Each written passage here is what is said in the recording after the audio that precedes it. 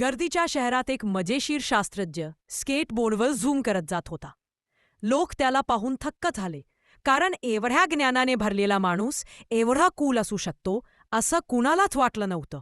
तो छोटा फणा धरून ओरडला, "जीवनाचं सर्वात मोठं समीकरण काय माहीत आहे? सोपं आहे. थोडा वेडेपणा, थोडी हिंमत, मोठा कमाल." लोक त्याच्याकडे हसत बघत होते, पण तो म्हणाला, "हसू नका. तुम्ही ज्या गोष्टीला मजाक समजता त्याचंच तुमचं भविष्य लपलेलं नसतं." त्याने स्केटबोर्ड हवेत उछलत म्हटलं, "गणित, विज्ञान, मार्केट, करिअर, काहीही असो, सगळ्यात पहिली गोष्ट भीती सोडा, कारण नवीन विचार नेहमी वेडे वाटतात."